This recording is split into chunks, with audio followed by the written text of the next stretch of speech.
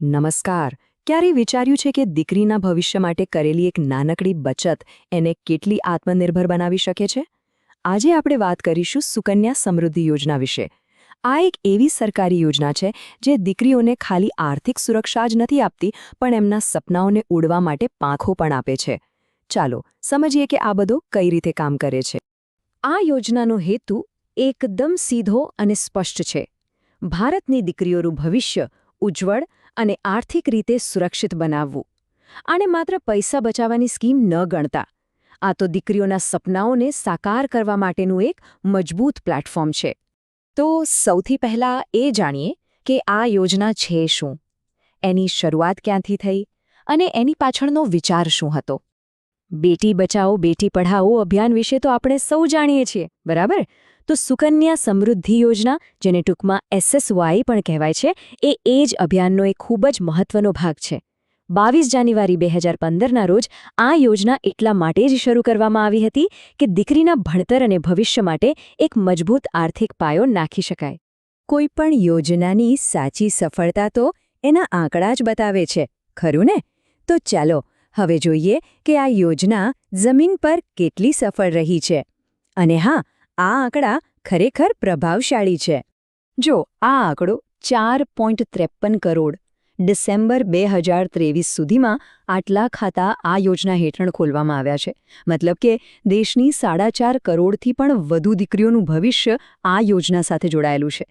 આ કોઈ નાની વાત નથી, આ તો એક આખું આંદોલન બની ગયું છે. અને હવે વાત કરીએ પૈસાની. આ બધા ખાતાઓમાં કુલ કેટલી રકમ જમા થઈ હશે? આંકડો છે 3.33 લાખ કરોડ રૂપિયાથી પણ વધુ. વિચાર કરો, આટલી મોટી રકમ. આ ખાલી રૂપિયા નથી, આ તો કરોડો પરિવારોનો ભરોસો છે, એમની દીકરીના સપનાઓ માટે એમણે કરેલી બચત છે. તો પૈસા તો જમા કર્યા, પણ એનું વળતર કેટલું? હાલમાં આ યોજના 8.2%નું વાર્ષિક વ્યાજ આપે છે. હવે આમાં શું મોટી વાત? મોટી વાત એ છે કે આ વ્યાજદર મોટાભાગની FD કે બીજી સરકારી બચત યોજનાઓ કરતાં ઘણું વધારે છે. સીધી ભાષામાં કહીએ તો અહીં પૈસા વધુ ઝડપથી વધે છે. ઓકે, તો આંકડા તો બહુ સરસ છે, પણ આ યોજના કામ કઈ રીતે કરે છે? ચાલો હવે એની આખી પ્રક્રિયા સમજીએ, એકદમ સ્ટેપ બાય સ્ટેપ. તો સૌથી પહેલો સવાલ, આ ખાતું ખોલાવી કોણ શકે? નિયમો બહુ સીધા છે. પહેલું, દીકરીની ઉંમર 10 વર્ષથી ઓછી હોવી જોઈએ. બીજું, એક દીકરીના નામે એક જ ખાતું ખોલે. અને ત્રીજું, એક પરિવારમાં વધુમાં વધુ 2 દીકરીઓ માટે આ ખાતું ખોલાવી શકાય છે. હા, જો જોડિયા કે 3 બાળકો એકસાથે જન્મ્યા હોય તો એવા ખાસ કેસમાં અપવાદ છે.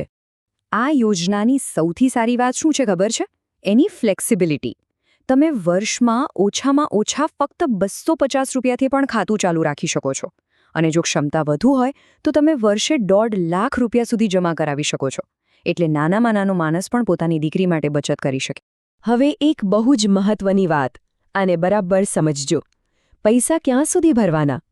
તો ખાતું ખોલાવ્યા તારીખથી ફક્ત 15 વર્ષ સુધી. બસ, એ પછી એક પણ રૂપિયો ભરવાનો નથી. પણ હા, જમા થયેલા પૈસા પર વ્યાજ મળવાનું ચાલુ રહેશે. અને ખાતું 21 વર્ષે પાકશે. આ યોજનાની એક બીજી ખૂબસૂરત વાત છે. એ ખાલી પૈસા નથી આપતી, દીકરીને જવાબદાર પણ બનાવે છે. કઈ રીતે? જુઓ, જ્યાં સુધી દીકરી 18 વર્ષની ન થાય ત્યાં સુધી ખાતું એના માતાપિતા કે વાલી સંભાળે છે. પણ જેવી 18 વર્ષની થાય, બૂમ, ખાતાનો પૂરો કંટ્રોલ એના હાથમાં આવી જાય છે. આ એની ફાઇનાન્શિયલ આઝાદી તરફનું પહેલું મોટું પગલું છે. ચાલો આખી યોજનાની સફરને એક ટાઈમલાઈન પર જોઈએ. દીકરીના જન્મથી 10 વર્ષ સુધીમાં ખાતું ખોલાવી શકાય છે. પછી 15 વર્ષ સુધી પૈસા જમા કરવાના. હવે આવે છે મહત્વના પડાવ. જ્યારે દીકરી 18 વર્ષની થાય અને એને ઉચ્ચ અભ્યાસ માટે પૈસાની જરૂર પડે, ત્યારે એ ખાતામાંથી અડધી રકમ ઉપાડી શકે છે.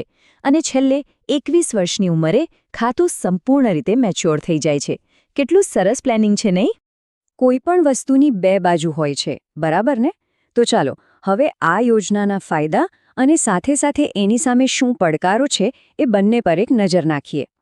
ફાયદાની વાત કરીએ તો લિસ્ટ લાંબુ છે. સૌથી પહેલાં તો 8.2% જેવો ઊંચો વ્યાજદર. પછી આ રોકાણ પર ટેક્સમાં પણ જબરદસ્ત ફાયદો મળે છે. સરકારી યોજના હોવાથી પૈસા ડૂબવાનું કોઈ જોખમ નથી. અને હા, એ દીકરીના ભણતર અને બીજા મોટા ખર્ચાઓ માટે એક મજબૂત આર્થિક આધાર ઊભું કરે છે. આટલા બધા ફાયદાઓ છે, પણ એક મોટો પડકાર પણ છે. એક એવી વસ્તુ જે આટલી સારી યોજનાને ઘણા લોકો સુધી પહોંચતા રોકી રહી છે, અને એ પડકાર છે જાગૃતિનો અભાવ. ખાસ કરીને ગામડાઓ અને નાના શહેરોમાં ઘણા પરિવારોને આ યોજના વિશે ખબર જ નથી. જેમને આની સૌથી વધુ જરૂર છે, એમના સુધી જ આની માહિતી નથી પહોંચી રહી. અને આ જ કારણ છે કે આટલી શક્તિશાળી હોવા છતાં યોજનાનો લાભ બધા સુધી નથી પહોંચી શકતો. તો આ આખી ચર્ચા પછી એવી કઈ મુખ્ય વાતો છે જે આપણે યાદ રાખવી જોઈએ? ચાલો ફટાફટ 3 સૌથી મહત્વના પોઈન્ટ્સ જોઈ લઈએ. પહેલી વાત, આનો હેતુ શું છે? તો દીકરીના ભણતર અને એના ભવિષ્યને આર્થિક રીતે સુરક્ષિત કરવાનો. બીજી વાત, આની પ્રક્રિયા કેવી છે? એકદમ સરળ. 10 વર્ષની ઉંમર પહેલાં ખાતું ખોલાવો અને 15 વર્ષ પૈસા ભરો. અને ત્રીજી અને સૌથી મહત્વની વાત, આની અસર શું છે? આ માત્ર એક બચત યોજના નથી, પણ બેટી બચાવો બેટી પઢાઓ મિશનને આગળ વધારતું એક શક્તિશાળી સાધન છે. અંતમાં એક સવાલ સાથે આપણે અટકીએ. શું એક નાનું બચત ખાતું માત્ર પૈસા જ વધારી શકે છે, કે પછી એનામાં આખા સમાજને વધુ સશક્ત બનાવવાની તાકાત પણ છુપાયેલી છે? વિચારવા જેવો સવાલ છે, ખરું ને?